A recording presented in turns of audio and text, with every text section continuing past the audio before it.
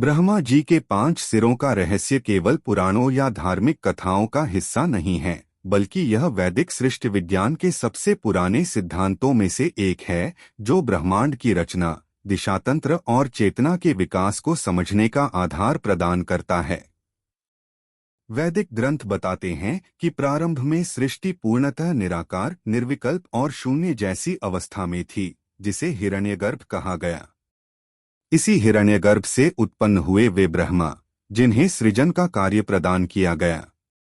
सृष्टि को जन्म देने के लिए ब्रह्मा में केवल दिव्य शक्ति ही नहीं, बल्कि बहुदिशात्मक चेतना की आवश्यकता थी, और यही कारण है कि उनके 5 मुखों का वर्णन मिलता है। पूर्व, पश्चिम, उत्तर, दक्षिण और ऊपर की दिशा का प्रतिनिधित्व करने वाला 5वां मुख। ये 5 सिर केवल भौतिक स्वरूप नहीं थे, बल्कि 5 अलग अलग स्तरों की सृजन ऊर्जा, ज्ञान शक्ति और ब्रह्मांडीय बुद्धि का प्रतीक थे। वेदों में कहा गया है कि प्रत्येक मुख से एक एक वेद का प्रकट होना इसी ऊर्जा का संकेत है। ऋग्वेद पूर्व मुख से, यजुर्वेद दक्षिण मुख से, सामवेद पश्चिम मुख से और अथर्ववेद उत्तर मुख से प्रकट हुए, जबकि 5वां मुख जिस दिशा की ओर था वह शुद्ध चेतना, ब्रह्मांडीय प्रकाश और सृष्टि के मूल ज्ञान का स्रोत था। 5 मुख होने का यह वर्णन बताता है कि ब्रह्मा की चेतना केवल एक दिशा में सीमित नहीं थी, बल्कि वे 5 दिशाओं में फैली ऊर्जा का प्रतिनिधित्व करते थे, जिससे सृष्टि के तत्व, समय, गति और नियम उत्पन्न हो सके। वैदिक साहित्य में 5 मुखों को 5 अवस्थाओं से भी जोड़ा गया है: सृष्टि, क्रिएशन, स्थिति, सस्टेनेंस, लय, डिसोल्यूशन, ज्ञान, विजडम और तप, एनर्जी, जिन्हें समग्र रूप से मिलाकर पंचब्रह्म कहा जाता है। इस प्रकार ब्रह्मा के 5 सिर केवल एक पौराणिक वर्णन नहीं, बल्कि वैदिक ब्रह्मांड विज्ञान में उस समय की वैज्ञानिक समझ का संकेत देते हैं, जहां दिशा, प्रकाश, ध्वनि, ज्ञान और चेतना मिलकर सृष्टि को जन्म देती हैं। जब तक ब्रह्मांड में सृजन का विस्तार हुआ, 5 सिरों की ऊर्जा संतुलित रही, और यही कारण है कि प्रारंभिक सृष्टि काल को पूर्ण सृजन, पूर्ण चेतना का युग कहा गया। यह 5 मुखों की शक्ति मिलकर सृष्टि को आकार देती है, और यही इस रहस्य का वास्तविक वैज्ञानिक आधार है। ब्रह्मा जी के 5 सिरों का वास्तविक अर्थ केवल यह नहीं है कि उनके 5 चेहरे थे, बल्कि यह कि उनकी चेतना 5 आयामों में विस्तार करती थी, जो सृष्टिक्रम को नियंत्रित करने के लिए आवश्यक था। वैदिक साहित्य और उपनिषदों में इसका वर्णन अत्यंत गहराई से मिलता है, जहां ब्रह्मा के सिरों को पंचमुखी चेतना कहा गया है। ये 5 मुख क्रमशः पूर्व, पश्चिम, उत्तर, दक्षिण और ऊपर की दिशा से जुड़े हुए थे, जिनका अर्थ यह है कि ब्रह्मा का ज्ञान और सृष्टि ऊर्जा पूरे ब्रह्मांड में सभी दिशाओं में एक साथ कार्य करती थी। पूर्व मुख प्रकाश, ज्ञान और उत्पत्ति का प्रतीक था, जिससे ऋग्वेद प्रकट हुआ और जिसने सृष्टि के प्रथम स्पंदन का नेतृत्व किया। दक्षिण मुख कर्म, यज्ञ और धर्म का प्रतीक था, जिससे यजुर्वेद उदय हुआ और जिसने सृष्टि में संतुलन तथा नियमों का आधार रखा। पश्चिम मुख स्वर, लय और सामंजस्य का प्रतीक था, जिससे सामवेद प्रकट हुआ और जिसने ब्रह्मांड में ऊर्जा के प्रवाह और ध्वनितरंगों को स्वरूप दिया। उत्तर मुख गूढ़ ज्ञान, रहस्य और तंत्र का प्रतिनिधि था, जिससे अथर्ववेद अस्तित्व में आया और जिसने औषधि, ऊर्जा, ब्रह्मांडीय शक्तियों और सुरक्षा से जुड़े सिद्धांतों को स्थापित किया। 5वां मुख, जो ऊपर की ओर था, इन चारों दिशाओं की संयुक्त चेतना का केंद्र था, जिसे परमज्ञान, चिदाकाश और ब्रह्मा चेतना का स्रोत कहा जाता है, और इसी से सृष्टि की योजना, रूपरेखा और मूल विचार जन्म लेते थे। यह 5 मुख इस बात का संकेत हैं कि ब्रह्मा जी केवल भौतिक रूप से नहीं, बल्कि सूक्ष्म तथा ब्रह्मांडीय चेतना के स्तर पर कार्य करते थे, जहां प्रत्येक मुख एक विशिष्ट ऊर्जा, नियम और दिशा को नियंत्रित करता था।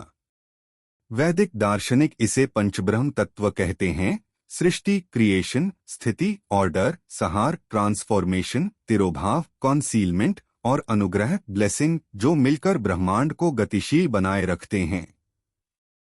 ब्रह्मा के 5 सिरों का अर्थ यह भी है कि ब्रह्मांड में 5 तत्वों अग्नि, वायु, जल, पृथ्वी और आकाश का संतुलन उन्हीं के द्वारा संचालित हुआ, क्योंकि सृष्टि तभी संभव थी जब ये 5 तत्व एक साथ एक दिशा में विकसित होते।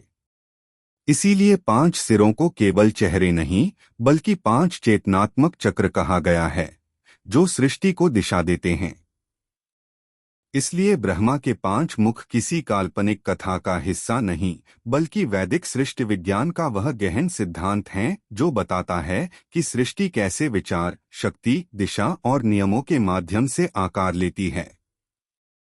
वेदों और प्राचीन भारतीय ग्रंथों में देवी सरस्वती और भगवान ब्रह्मा का संबंध अत्यंत गूढ़, दार्शनिक और आध्यात्मिक महत्व रखता है, जहां इस संबंध को किसी साधारण देव देवी के पारिवारिक प्रसंग की तरह नहीं बल्कि सृष्टि और ज्ञान की दिव्य एकता के रूप में समझाया गया है। सरस्वती को वेदों में वाक, बुद्धि, प्रज्ञा, ऋचाओं की माता, नदी स्वरूपा और ज्ञान शक्ति कहा गया है, जबकि ब्रह्मा को सृष्टा, विश्वकर्मा, प्रजापति और सर्वविश्व के निर्माता के रूप में वर्णित किया गया है। इन दोनों के बीच संबंध की व्याख्या करते समय ऋग्वेद के मंत्र स्पष्ट रूप से बताते हैं कि ब्रह्मा का सृजन बिना ज्ञान, बिना व्यवस्था, बिना वाणी और बिना बुद्धि के संभव ही नहीं था। इसलिए सरस्वती को ब्रह्मा की प्रेरक शक्ति अर्थात ब्रह्मा की सृष्टि को सक्रिय और संगठित करने वाली दिव्य ऊर्जा माना गया है। जब सृष्टि का आरंभ हुआ तब ब्रह्मा ने तत्वों, दिशा, काल और जीवन का निर्माण करने का संकल्प तो किया, परंतु उस संकल्प को रूप देने के लिए उन्हें वाणी, विचार और ज्ञान की आवश्यकता थी। इसी कारण पुराणों में वर्णन मिलता है कि ब्रह्मा ने अपने चित्त और हृदय से सरस्वती को उत्पन्न किया। इसका वास्तविक अर्थ यह है कि ज्ञान किसी बाहरी वस्तु से नहीं बल्कि मन की स्पष्टता और चेतना से उत्पन्न होता है और वही ज्ञान आगे चलकर सृष्टि के हर कार्य को दिशा देता है। वेदों में सरस्वती को वह शक्ति बताया गया है जो जल की भांति निरंतर बहती रहती है, जो अज्ञान को दूर करके मन में प्रकाश फैलाती है और जो वाणी को सुव्यवस्थित करती है ताकि मनुष्य विचारों को शब्दों में व्यक्त कर सके। इसलिए ब्रह्मा और सरस्वती का संबंध वास्तव में सृजन, ज्ञान, वाणी की त्रिवेणी है। ब्रह्मा सृष्टि के कर्ता हैं, पर उनकी सृष्टि तभी जीवंत होती है जब सरस्वती की वाणी उसमें प्राण डालती है।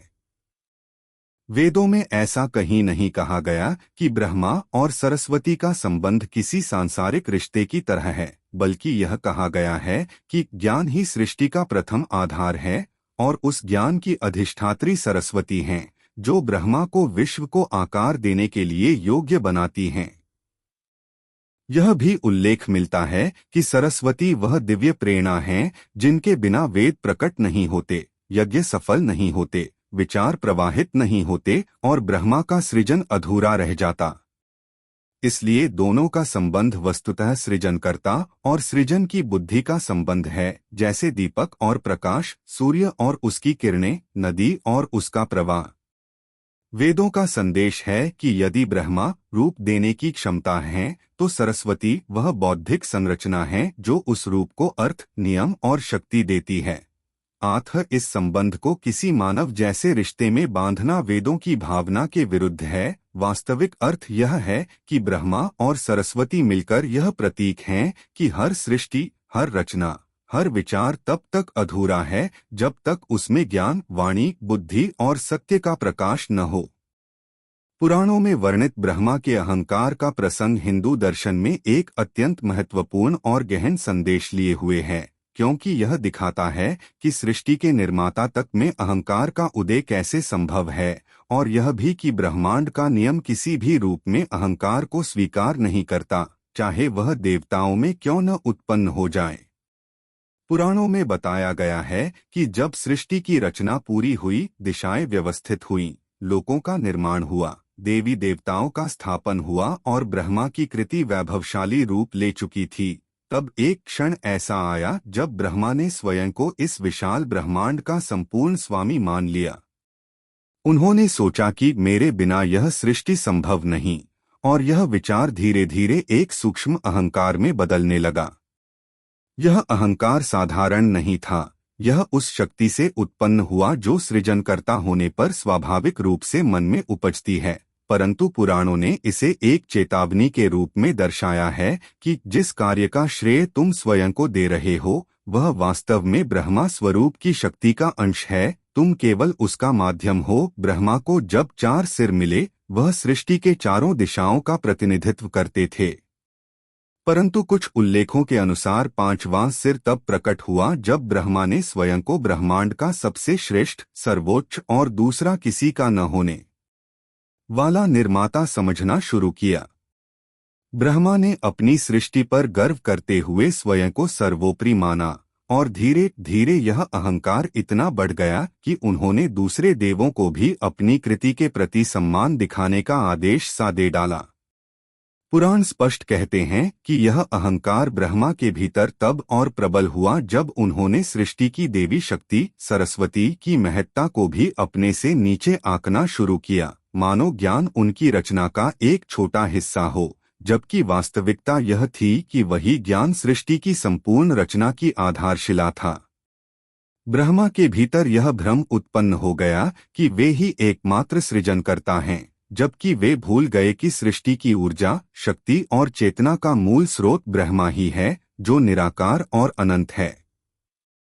अहंकार का यह स्वरूप वेदों और पुराणों में एक आध्यात्मिक त्रुटि माना गया है। इसी प्रसंग को महाकाव्यों और आगमों में अत्यंत विस्तार से समझाया गया है कि जैसे ही अहंकार बढ़ता है वह सृष्टि के नियमों का उल्लंघन करता है। देवताओं में भी अहंकार की अनुमति नहीं है, क्योंकि ब्रह्मांड का संचालन संतुलन, विनम्रता और कृतज्ञता से चलता है। इसलिए पुराणों में यह प्रसंग केवल ब्रह्मा की कहानी नहीं, बल्कि ब्रह्मांड के नियमों का दार्शनिक उदाहरण है। इस अहंकार के परिणामस्वरूप आगे क्या हुआ, शिव का हस्तक्षेप क्यों हुआ और 5वें सिर का विनाश क्यों आवश्यक माना गया, यह सब पुराणों के अनुसार इसलिए हुआ ताकि यह स्थापित किया जा सके कि जिस देव की सृष्टि इतनी विराट है उसे भी अपने आप को सर्वोच्च मानकर नियमों के विरुद्ध जाने की अनुमति नहीं है। यह घटना ब्रह्मा के चरित्र को महानता और विनम्रता दोनों के संदर्भ में समझने के लिए सबसे महत्वपूर्ण प्रसंगों में से एक है, क्योंकि यह दर्शाती है कि सृष्टि का नियम अहंकार को कभी सहन नहीं करता और ब्रह्मा तक भी नियमों से परे नहीं है। पुराणों में वर्णित यह प्रसंग कि ब्रह्मा के अहंकार की शिकायत सीधे भगवान शिव तक क्यों पहुंचाई गई, एक अत्यंत गहन और ब्रह्मांडीय व्यवस्था को समझाने वाला प्रसंग है। जब ब्रह्मा के भीतर अहंकार ने जन्म लिया और उनका 5वां सिर सक्रिय रूप से स्वयं को सर्वोच्च मानने लगा, तब इसका प्रभाव केवल देवताओं तक सीमित नहीं रहा, बल्कि पूरे सृष्टितंत्र में एक प्रकार की असंतुलन की तरंग फैलने लगी। देवता, ऋषि और सृष्टि की सूक्ष्म शक्तियां इस परिवर्तन को तुरंत महसूस करने लगे, क्योंकि ब्रह्मा का कार्य सृजन है, और यदि सृजनकर्ता ही अहंकार से प्रभावित हो जाए तो रचना का संतुलन, कर्तव्य की पवित्रता और ब्रह्मांडीय मर्यादा स्वाभाविक रूप से डगमगाने लगती है। प्राचीन वेदों और शास्त्रों में कई बार लिखा गया है कि ब्रह्मांड 3 शक्तियों सृष्टि, पालन और संहार के तंत्र से चलता है, जिन्हें क्रमशः ब्रह्मा, विष्णु और शिव द्वारा संचालित किया जाता है। इनमें से कोई एक भी यदि अपने मार्ग से विचलित हो जाए तो पूरे ब्रह्मांड की ऊर्जावृत्ति प्रभावित होती है। देवताओं ने सबसे पहले देखा कि ब्रह्मा का 5वां सिर निरंतर अपने गर्व की प्रशंसा करता था, दिशाओं को आदेश देता था और अपनी ही रचना को अपने नियंत्रण में बताता था। उनके लिए यह चिंताजनक था, क्योंकि ब्रह्मा कभी भी स्वयं को इस प्रकार सर्वश्रेष्ठ नहीं बताते थे। ऋषिमुनियों ने अपने तपोबल से देखा कि यह अहंकार केवल एक मानसिक स्थिति नहीं थी, बल्कि इतना शक्तिशाली हो चुका था कि सृष्टि के सूक्ष्म नियमों को चुनौती देने लगा था, जैसे कि ज्ञान की देवी सरस्वती का अवमूल्यन होना, देवताओं का अपमान महसूस करना और ब्रह्मांडीय मर्यादा के विरुद्ध वातावरण निर्मित होना। ऋषियों के लिए यह स्थिति विशेष रूप से गंभीर थी, क्योंकि वे ब्रह्मांडीय संतुलन के संरक्षक माने जाते हैं। उनके लिए यह स्पष्ट हो गया कि अगर ब्रह्मा को रोका नहीं गया तो सृष्टि पथ में विकृति आ सकती है, जिसके परिणामस्वरूप न केवल देवताओं की शक्तियां प्रभावित होंगी बल्कि मनुष्य लोक, पितृलोक और सभी तीनों लोकों के ऊर्जा क्षेत्र डगमगा सकते हैं। देवताओं ने कई तरीकों से ब्रह्मा को विनम्र करने का प्रयास किया, परंतु पांचवा सिर बार बार अपनी श्रेष्ठता का दावा करता रहा। जब यह स्थिति अत्यधिक बढ़ गई और ब्रह्मांडीय नियमों के उल्लंघन तक पहुंच गई, तब देवताओं और ऋषियों ने समझ लिया कि यह मामला केवल ऊपर से आदेश से ही सुलझ सकता है। इसी कारण वे सीधे ब्रह्मांड के पालक विष्णु के पास गए, लेकिन विष्णु ने स्वयं कहा कि यह मामला संहार और दंड के क्षेत्र से संबंधित है और इस प्रकार का दंड केवल एक ही सत्ता दे सकती है, महादेव शिव। शिव को ब्रह्मांडीय न्यायाधीश कहा जाता है। उनकी भूमिका केवल संहार करना नहीं है बल्कि ब्रह्मांड के संतुलन की रक्षा करना भी है। वे अहंकार का विनाश करते हैं, चाहे वह किसी भी देव या दैत्य में क्यों न हो। जब देवताओं, ऋषियों और सूक्ष्म शक्तियों ने शिव को ब्रह्मा के अहंकार के बारे में बताया तो शिव ने तुरंत समझ लिया कि यह एक सामान्य गलती नहीं है बल्कि वह विकृति है जो ब्रह्मांडीय दिशा को बदल सकती है। शिव को यह ज्ञात था कि यदि सृष्टि का निर्माता अपने कर्तव्य से विलग हो जाए और ब्रह्मांडीय नियमों को चुनौती दे तो कॉस्मिक बैलेंस अस्थिर हो जाएगा। इसलिए शक्तिशासन के संतुलन को बनाए रखने के लिए शिव को हस्तक्षेप करना पड़ा। इस तरह शिकायत शिव तक पहुंचना केवल देवताओं की अपील नहीं थी बल्कि यह ब्रह्मांडीय व्यवस्था की स्वाभाविक प्रतिक्रिया थी, क्योंकि जब सृष्टि, पालन और संहार तीनों स्तंभों में से कोई एक डगमगाता है तो शेष दो का कर्तव्य हो जाता है कि वह असंतुलन को दूर करें। शिव तक पहुंची यह शिकायत वास्तव में ब्रह्मांड के पूरे तंत्र की सुरक्षा का आह्वान थी, जिसने बाद में वह घटना जन्म दी जिसने ब्रह्मा के पांचवें सिर के अंत को और कॉस्मिक लॉज की सर्वोच्चता को स्थापित किया।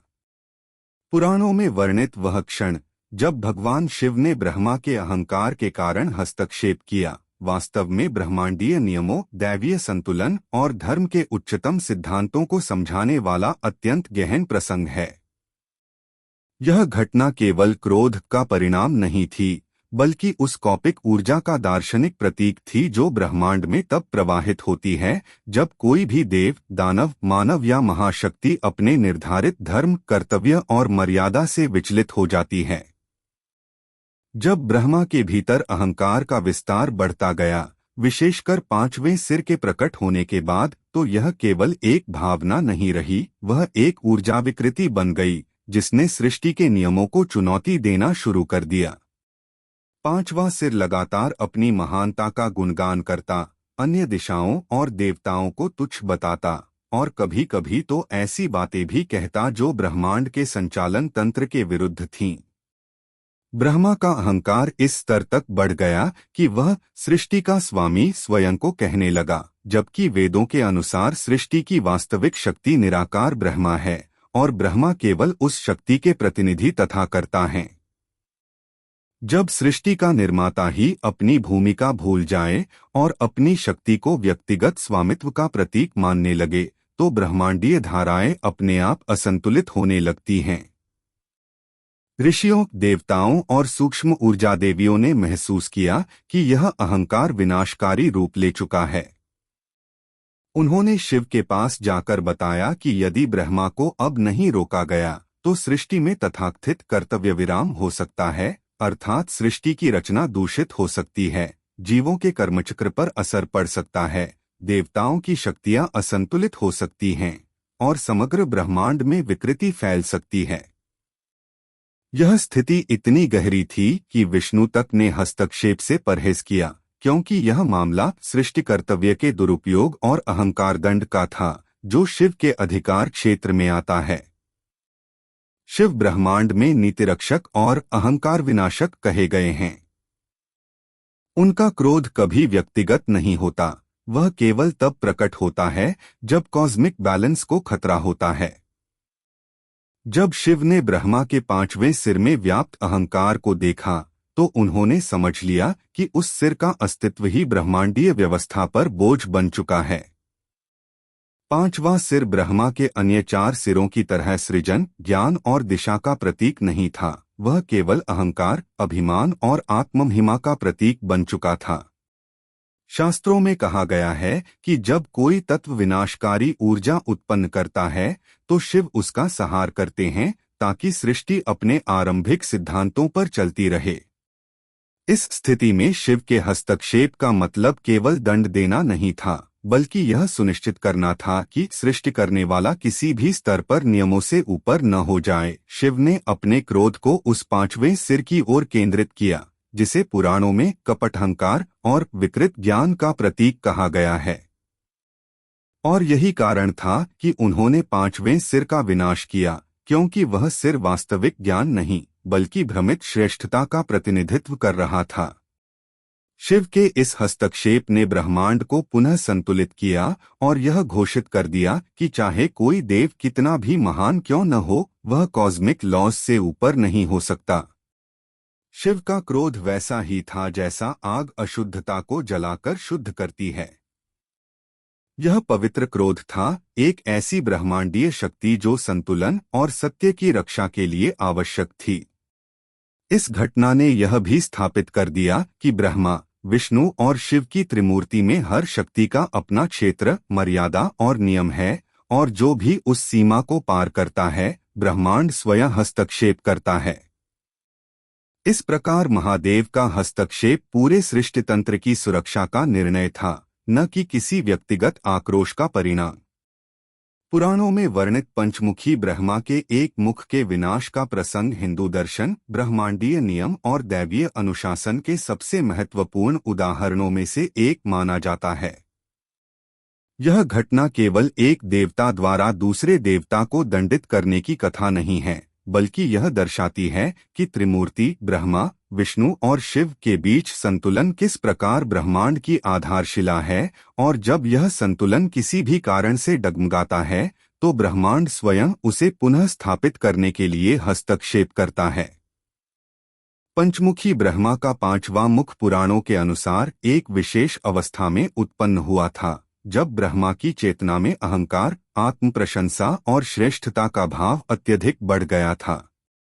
उनके 4 अन्य मुख सृष्टि, ज्ञान, वेद, दिशा और ब्रह्मांडीय प्रवाह का प्रतिनिधित्व करते थे, पर 5वां मुख स्वयं को सर्वश्रेष्ठ सिद्ध करने और अन्य सभी देवताओं, यहाँ तक कि ब्रह्मांडीय ऊर्जा स्रोत तक को नीचा दिखाने का प्रतीक बन गया था। यह मुख सरस्वती के प्रति, देवताओं के प्रति, दिशाओं के प्रति और यहाँ तक कि ब्रह्मांडीय नियमों के प्रति भी अपमानजनक वचन बोलने लगा था, जो सृष्टिकर्ता के धर्म के विपरीत था। पुराणों में बताया गया है कि देवताओं और ऋषियों ने कई बार ब्रह्मा को समझाने की कोशिश की, परंतु 5वां मुख नियंत्रित होने के बजाय और अधिक शक्तिशाली होता गया। यह प्रसंग ब्रह्मांडीय मनोविज्ञान का एक गहरा उदाहरण है। जब चेतना स्वयं को ईश्वर से अलग सत्ता समझने लगती है तो वह एक विचलन बन जाती है, जिसे दैवीय स्तर पर सुधारा जाना आवश्यक होता है।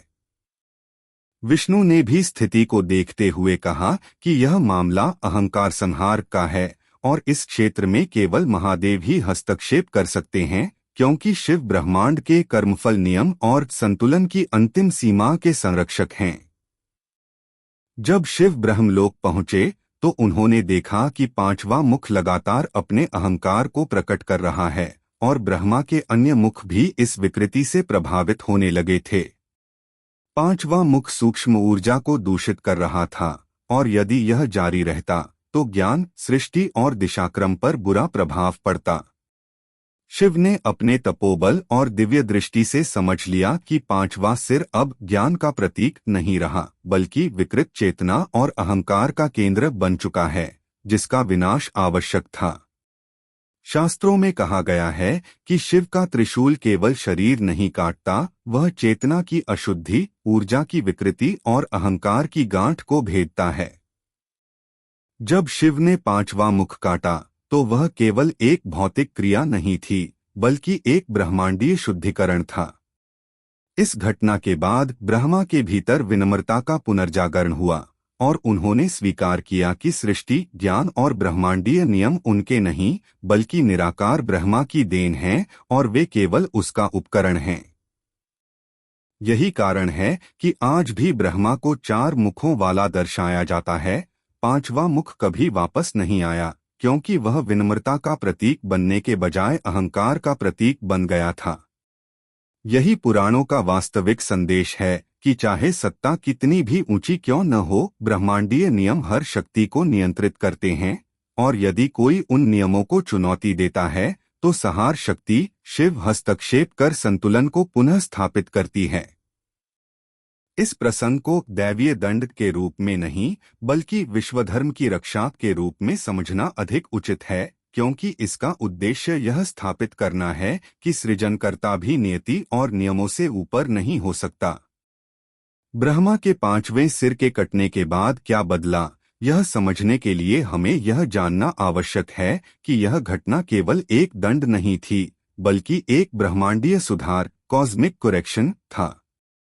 पुराणों में स्पष्ट वर्णन मिलता है कि जैसे ही शिव ने ब्रह्मा के 5वें सिर का विनाश किया, उसी क्षण से सृष्टि नियमों, ब्रह्मांडीय संतुलन और देव कर्तव्यों में कई महत्वपूर्ण परिवर्तन हुए, जो आज तक हिंदू दर्शन और आध्यात्मिक परंपरा का आधार बने हुए हैं। इस घटना के बाद सबसे पहली और गहन परिवर्तन यह हुआ कि ब्रह्मा की सृजना शक्ति को मर्यादित कर दिया गया, अर्थात उनको अब वह स्वतंत्रता नहीं दी गई जो उन्हें पहले प्राप्त थी। पहले ब्रह्मा सृष्टि के हर रूप, देव, असुर, प्राणी, वनस्पति आदि के निर्माण में स्वतंत्र निर्णय ले सकते थे, परंतु 5वें सिर के विनाश के बाद इस प्रक्रिया में एक निश्चित नियंत्रण और दैवीय संतुलन जोड़ा गया, जिससे सृष्टि किसी एक सत्ता की इच्छा पर निर्भर न रहे और कोई भी सृजनकर्ता अहंकार में न पड़ सके। दूसरी महत्वपूर्ण परिवर्तन यह हुआ कि ज्ञान और वेदों की व्याख्या पर ब्रह्मा की शक्ति सीमित हो गई। 5वां सिर वह मुख था जो अक्सर स्वयं को सर्वश्रेष्ठ मानकर वेदों की व्याख्या अपने अहंकार के आधार पर करता था। उसके हटने के बाद शास्त्रों के अनुसार वेदों के संरक्षण और उनके पालन का उत्तरदायित्व अधिकतर ऋषि परंपरा और विष्णु तत्व पर केंद्रित हुआ, जिससे यह सुनिश्चित किया जा सके कि वेदों का ज्ञान कभी भी अहंकार से नियंत्रित न हो बल्कि उसकी जड़ समता, सत्य और धर्म में बनी रहे। तीसरा परिवर्तन दिशाओं और ब्रह्मांडीय ऊर्जा प्रवाह के पुनर्संतुलन से जुड़ा हुआ था। 5वें सिर के कारण ब्रह्मा की दृष्टि 5 दिशाओं में विभाजित हो चुकी थी, जिसमें एक दिशा अहंकार ऊर्जा से प्रभावित थी। उसके हटने के साथ ही चारों दिशाओं में ऊर्जा प्रवाह फिर से संतुलित हुआ और ब्रह्मांड के ज्योतिषीय तंत्र, नवग्रहों की गति और दिव्य शक्तियों का संचार अधिक स्थिर स्वरूप में लौट आया। यह वही परिवर्तन था जिसने बाद में पंचतत्व, पंचकोश और 4 वर्णित धामों की स्थापना को स्थायी रूप दिया। चौथा और सबसे महत्वपूर्ण परिवर्तन यह हुआ कि त्रिमूर्ति की भूमिकाएं पूरी तरह स्पष्ट हो गईं। पहले कभी कभी यह भ्रम रह जाता था कि ब्रह्मा सृजन के साथ साथ कुछ स्थानों पर पालन और निर्णय की भूमिकाएं भी निभाने का प्रयास करते थे, परंतु 5वें मुख के विनाश के बाद एक ब्रह्मांडीय नियम स्थापित हुआ। सृष्टि का आधार ब्रह्मा है, पालन का आधार विष्णु है और संतुलन संहार का आधार शिव है। यह शक्तियों का स्पष्ट पृथक्करण ब्रह्मांडीय न्याय और संतुलन के लिए अनिवार्य था। 5वां परिवर्तन यह हुआ कि ब्रह्मा की उपासना सीमित हो गई। पुराणों में कहा गया है कि जब एक शक्तिशाली देव अहंकार से प्रभावित हो जाता है तो ब्रह्मांड स्वयं उसके पूजा शक्ति को सीमित कर देता है ताकि वह देवता कभी पुनः अहंकार का विस्तार न कर सके। इसलिए पृथ्वी पर ब्रह्मा के मंदिर बहुत कम पाए जाते हैं। यह दंड नहीं बल्कि एक दैवीय अनुस्मारक है कि सृष्टि का सृजनकर्ता भी नियमों से ऊपर नहीं। छठा परिवर्तन ब्रह्मा के व्यक्तिगत स्तर पर हुआ। उनकी चेतना में विनम्रता, विवेक और कर्तव्यबोध और भी गहरा हो गया। पंचमुखी रूप में 5वां सिर एक ऊर्जा विकृति था, परंतु उसके हटने पर ब्रह्मा के 4 मुखों के गुण, ज्ञान, तप, सृष्टि और दिशा अधिक शुद्ध हुए। इससे ब्रह्मा की रचना पहले से अधिक संतुलित और सुव्यवस्थित मानी गई। और अंत में एक अत्यंत गहन परिवर्तन। यह घटना पूरे ब्रह्मांड के लिए यह स्थायी शिक्षा बन गई कि किसी भी सत्ता, चाहे वह देवता ही क्यों न हो, में अहंकार उत्पन्न होते ही ब्रह्मांडीय नियम सक्रिय हो उठते हैं। यह नियम हर काल, हर युग और हर अस्तित्व में समान रूप से लागू होता है। शिव द्वारा ब्रह्मा का एक सिर काटना केवल एक घटना नहीं थी, वह सृष्टि धर्म की रक्षा, ब्रह्मांडीय कानून का पुनः पुष्टिकरण और सत्ता की मर्यादा का सर्वोच्च उदाहरण था, जो युगों युगों तक शास्त्रों में जीवित है। त्रिदेव ब्रह्मा, विष्णु और शिव हिंदू दर्शन में केवल 3 देवता नहीं, बल्कि 3 ब्रह्मांडीय शक्तियों के प्रतीक हैं, जिनके बिना सृष्टि का संचालन एक क्षण के लिए भी संभव नहीं है। और यही कारण है कि ब्रह्मा का 5वां मुख काटने का प्रसंग त्रिदेव संतुलन की दृष्टि से अत्यंत महत्वपूर्ण माना गया है। यह घटना यह स्पष्ट करती है कि ब्रह्मांड किसी एक शक्ति की मनमानी पर नहीं चलता, बल्कि तीनों शक्तियों के परस्पर संतुलन, मर्यादा और निर्धारित कर्तव्यों पर चलता है। ब्रह्मा का कार्य सृष्टि है, विष्णु का कार्य पालन है और शिव का कार्य संहार एवं संतुलन है। परंतु जब सृष्टि के कर्ता ब्रह्मा की चेतना में अहंकार प्रवेश करता है और वे अपनी सीमा से बाहर जाकर अपनी शक्ति को सर्वोच्च बताने लगते हैं, तो यह पूरा त्रिदेव संतुलन हिलने लगता है। 5वां मुख ब्रह्मा की प्राकृतिक भूमिका का विस्तार नहीं, बल्कि विकृति था, जो यह दर्शाता था कि यदि कोई भी सत्ता, चाहे वह देवता ही क्यों न हो, अपनी निर्धारित शक्ति को धर्म के विरुद्ध प्रयोग करने लगे, तो त्रिदेव संतुलन बाधित हो जाता है। विष्णु जो पालन करता है और पूरी सृष्टि को सुव्यवस्थित रूप से चलाने का दायित्व संभालते हैं, वे इस प्रसंग में हस्तक्षेप क्यों नहीं करते, यह भी इस संतुलन का एक महत्वपूर्ण संकेत है। विष्णु जानते थे कि यह केवल सृष्टि के एक अंग का नियंत्रण नहीं, बल्कि सृजनकर्ता के अहंकार का मामला है, जिसके दंड का अधिकार केवल शिव को है। यदि पालनकर्ता ही दंडकर्ता बन जाए, तो त्रिदेव की भूमिकाएं मिश्रित हो सकती हैं, जिससे ब्रह्मांडीय व्यवस्था अस्थिर हो जाएगी। इसलिए विष्णु ने स्वयं हस्तक्षेप न करते हुए ब्रह्मांडीय नियमों को कार्य करने दिया और महादेव को इस स्थिति को सुधारने दिया। यह त्रिदेव के बीच एक गहन आध्यात्मिक अनुशासन को दर्शाता है। हर देव अपनी मर्यादा में रहकर ब्रह्मांड की रक्षा करता है। अब शिव की भूमिका पर ध्यान दें। शिव संहार के देव हैं, परंतु यह संहार क्रोध या विनाश के लिए नहीं, बल्कि संतुलन की पुनर्स्थापना के लिए किया जाता है। जब वे ब्रह्मा के 5वां सिर काटते हैं, तो वे किसी देवता को दंडित नहीं करते, बल्कि सृजनतंत्र की विकृति को समाप्त करते हैं। शिव के इस हस्तक्षेप के बिना सृष्टि में विकृत ज्ञान, असंतुलित ऊर्जा और अहंकार का विस्तार होने लगता। 5वां मुख यदि नष्ट न होता, तो ब्रह्मा की सृष्टि असंतुलित हो सकती थी, जिसके परिणामस्वरूप समग्र ब्रह्मांडीय चक्र प्रभावित होता। देव, असुर, मनुष्य, ऋषि, ग्रहतारे, दिशाएं, सब पर प्रभाव पड़ सकता था। इस घटना का एक और महत्वपूर्ण पहलू यह है कि इससे त्रिदेव की भूमिकाएं सदा सर्वदा के लिए स्पष्ट हो गईं। ब्रह्मा ने सृजनकर्ता का धर्म ग्रहण किया, परंतु पालन और संतुलन की भूमिकाएं विष्णु और शिव के अधिकार में ही रहीं। यह ब्रह्मांड का वह क्षण था जब नियमों की सीमाएं स्थायी रूप से परिभाषित हुईं, कौन क्या करेगा और कौन किस सीमा को पार नहीं कर सकता। यह वह बिंदु था जहां त्रिदेव की एकता और विविधता दोनों का वास्तविक अर्थ प्रकट हुआ। इसके साथ ही यह प्रसंग मनुष्य, देव और समस्त सृष्टि को एक गहरी शिक्षा देता है कि चाहे कोई कितना भी शक्तिशाली क्यों न हो जाए, वह नियमों से ऊपर नहीं हो सकता। त्रिदेव भी नियमों के अनुसार कार्य करते हैं, इसलिए संसार को भी उसी मर्यादा का पालन करना चाहिए। ब्रह्मा का 5वां मुख अहंकार का प्रतीक था और शिव का उसका नाश करना उस अहंकार का नाश था, न कि ब्रह्मा के प्रति द्वेष। यह पूरी घटना एक ब्रह्मांडीय संदेश है कि शक्ति का वास्तविक अर्थ विनम्रता, संतुलन और धर्म पालन में है। इसीलिए यह प्रसंग केवल पुराणों की कहानी नहीं, बल्कि त्रिदेव संतुलन का आधार स्तंभ है, एक ऐसी चेतावनी और शिक्षा जिसके बिना सृष्टिचक्र कभी स्थिर नहीं रह सकता था। ब्रह्मा जी के 5वें सिर को काटे जाने की यह घटना केवल एक पौराणिक कथा नहीं बल्कि मानव जीवन, सामाजिक व्यवस्था और ब्रह्मांडीय नियमों को समझने का एक गहरा दार्शनिक आधार है। इस प्रसंग में जिस तरह अहंकार, अनियंत्रित इच्छा और ज्ञान के दुरुपयोग को दर्शाया गया है, वह आज की दुनिया में भी उतना ही प्रासंगिक है जितना हजारों वर्षों पहले था।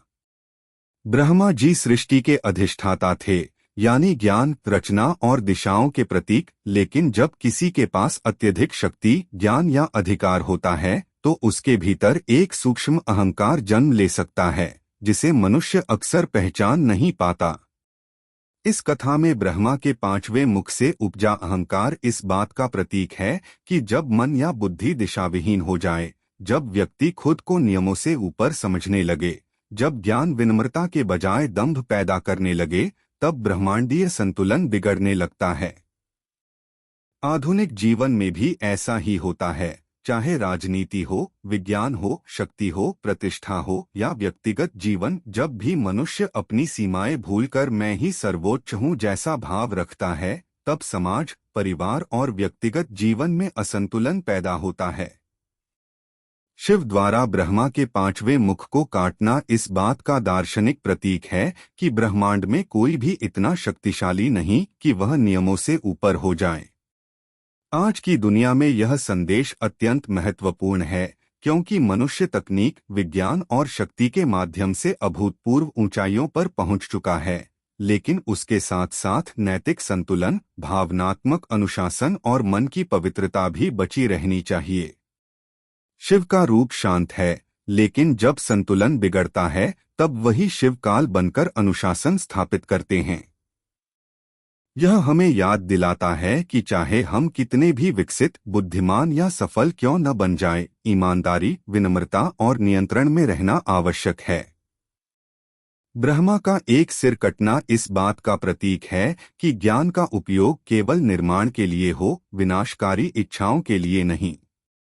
यह घटना हमें यह भी सिखाती है कि हर मनुष्य को अपने 5वें सिर यानी अहंकार, भ्रम, वासना, क्रोध या स्वार्थ का त्याग करना चाहिए ताकि वह मानसिक, आध्यात्मिक और सामाजिक रूप से संतुलित रह सके। इस प्रसंग का आधुनिक संदर्भ यह भी है कि जब भी मनुष्य का अहंकार बढ़ता है, उसकी सोच संकुचित हो जाती है, वह गलत निर्णय लेने लगता है, रिश्ते टूटने लगते हैं और समाज में असंतुलन बढ़ता है। ब्रह्मांडीय अनुशासन का अर्थ यह है कि हर शक्ति, चाहे वह ज्ञान हो, पैसा हो, तकनीक हो या प्रतिभा, के साथ जिम्मेदारी का भाव भी जुड़ा होना चाहिए। यदि जिम्मेदारी नहीं तो वही शक्ति विनाश का कारण बन सकती है। यही कारण है कि इस घटना को भारतीय आध्यात्मिकता में सबसे महत्वपूर्ण माना जाता है, क्योंकि यह हमें आत्मनिरीक्षण करना सिखाती है। क्या हमारे भीतर भी एक 5वां सिर मौजूद है? क्या हमारा मन किसी ऐसी दिशा में जा रहा है जो अनुशासन, संतुलन या नैतिकता के विरुद्ध है? यदि हाँ, तो इस कथा का संदेश है, रुकिए, स्वयं को देखिए, संतुलन को स्थापित कीजिए और अपने भीतर के अहंकार का वध कीजिए।